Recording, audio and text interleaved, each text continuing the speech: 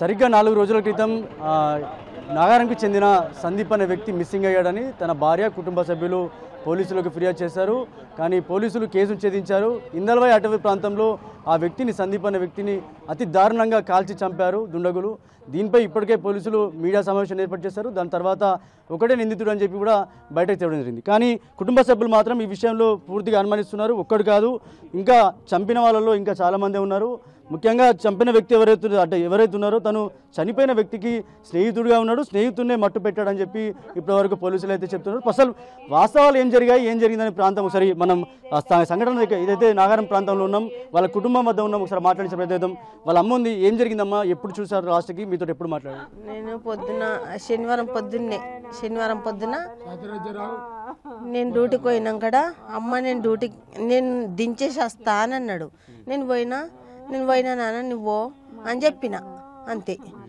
అదే మాట లాస్ట్, అంతే.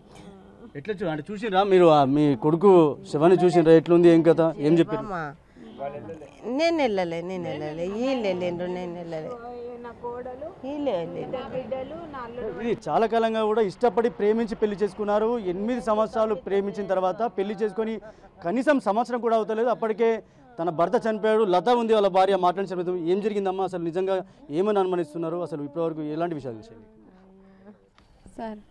మాకైతే ఒక్కడు చంపిండు అన్నదానికి అది సెట్ కాదేమో అన్నట్టు అనిపిస్తుంది. చంపిన వ్యక్తి ఫోను ఆటో తీసుకెళ్ళి అదే ఆటోలో నడిపించుకుంటా పోలీసు వాళ్ళకి ఆయనకు దొరికిపోతా. ఒక హత్య అంటే అది మామూలు విషయమా సార్?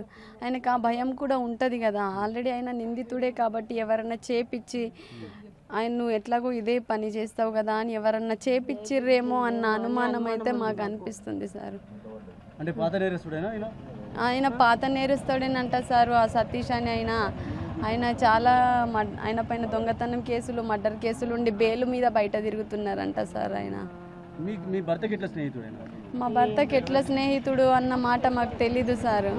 మాకు తర్వాత ఆయన ఫ్రెండ్ అనే విషయం మాకు ఇప్పుడు మొన్న తెలిసింది. కానీ అంతకుముందు అసలు ఆయన ఎవరో అట్లాంటి పేరు గల స్నేహితుడు ఉన్న విషయమే మాకు తెలీదు సార్.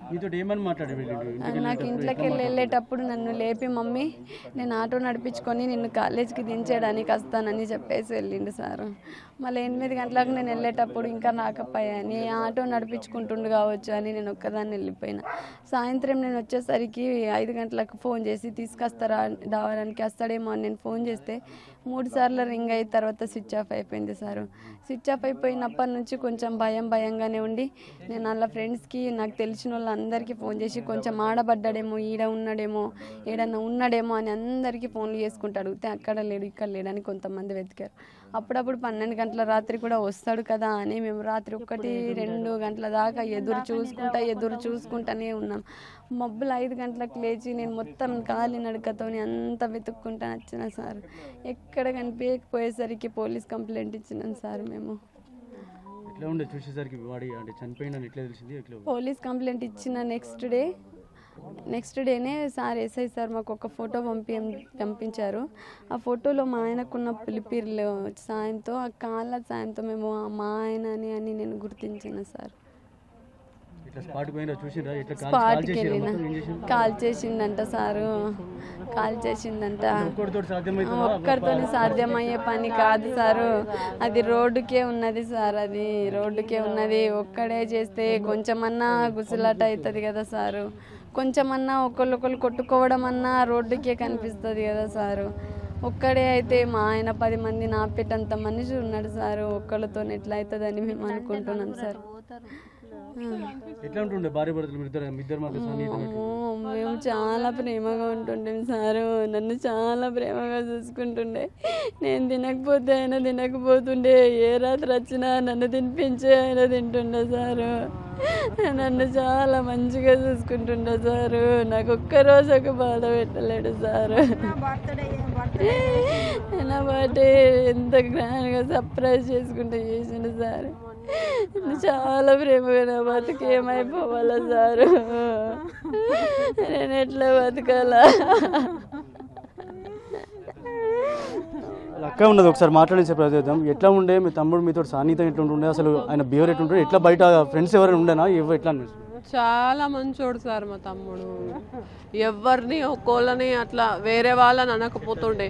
మామ అక్క అని పేరు పిలుస్తుండే సార్, వరుసలు పెట్టే పిలుస్తుండే. నా తమ్ముడు లేని మేము ఎట్లుండాలో మాకు అర్థమవుతలేదు సార్.